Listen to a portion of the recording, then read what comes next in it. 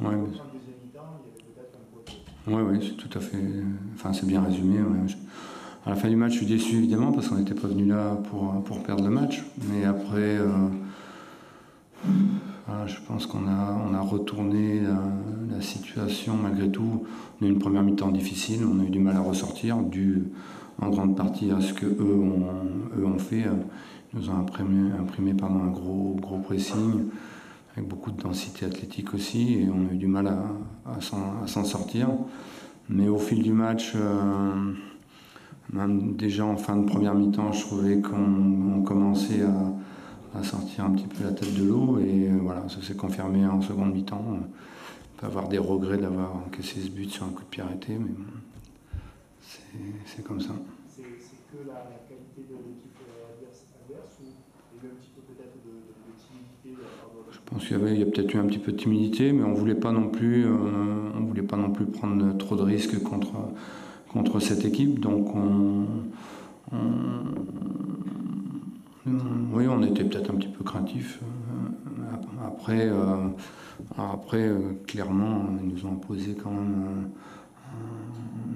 une grosse pression dont on a eu du mal à sortir. Et puis on a fait quelques erreurs, à mon avis. On a laissé beaucoup trop de liberté dans les 20 derniers mètres aux joueurs de l'OM. Donc ce sont des joueurs évidemment de qualité. Ils ont créé des occasions, de grosses occasions. Nous, qui suivons l'OM, on a l'impression qu'au Vélodrome, l'équipe de départ elle est un petit peu frileuse, dans le sens où il n'y a qu'un attaquant avec un meneur de jeu derrière. Est-ce que c'est difficile à défendre du fait qu'il y a un pressing élevé, du fait des pistons? Est-ce que vous pouvez nous en dire plus sur votre avis là-dessus?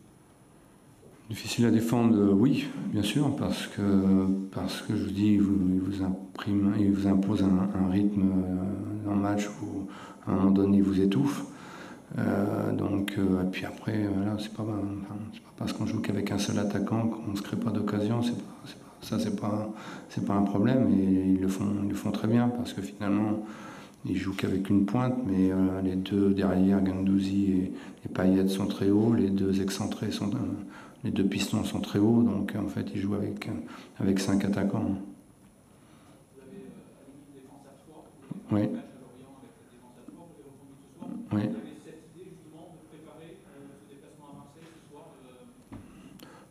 Non, clairement, par rapport aux joueurs qui étaient disponibles, je pensais que c'était la meilleure solution par rapport aussi aux qualités de l'adversaire, notamment de Sanchez devant. Je pensais que c'était bien que Kalidou Sédou soit dans l'axe sur ce match-là. À l'arrivée, quel bilan vous tirez justement de ce dispositif? C'était tout à fait correct. C'est un dispositif qu'on a travaillé 10 minutes hier. Donc je pense que les joueurs ont été particulièrement réceptifs.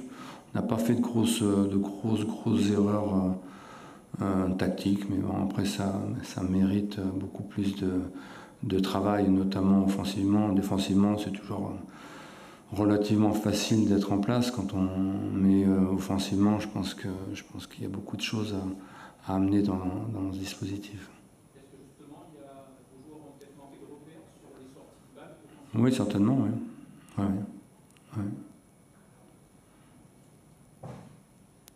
Pascal, il reste un troisième match à disputer donc cette semaine. Oui. Il y a deux déplacements, ce sera une réception, un duel important aussi bien sûr pour le maintien. Oui, bien sûr. Le match le plus important cette semaine, maintenant que les deux autres sont passés, Oui. dire, c'est celui de Toulouse. Ouais, c'est toujours le suivant, le prochain. Et voilà, faudrait qu'on prenne des points contre Toulouse, qu'on avance, qu'on ne reste pas à 6 points. Ça va être difficile, on les a joués en match amical, on les connaît bien, c'est vraiment une très belle équipe. Mais il faut que nous on avance maintenant. Et ce qu'on a fait aujourd'hui doit quand même nous donner confiance dans le futur. Un mot d'Andrich qui est sorti Oui. pour un protocole commotion, c'est dit ça? Oui, mais je pense que ça va aller. Je pense que ça semble pas trop grave. Ouais. La gestion des zones aussi, Pascal, bien sûr, sur cette Oui. semaine à 3 matchs. On pose souvent la question à ce sujet-là. On a dû faire quelques changements. Ouais. Simonie, j'ai rentré aussi dans une gestion un petit peu en fin de match. Comment on va aborder justement ce match à Toulouse, ce troisième match de la semaine? Je Enfin, on va faire un état des lieux des joueurs déjà. Après, il y a eu quelques changements, j'allais dire logiquement.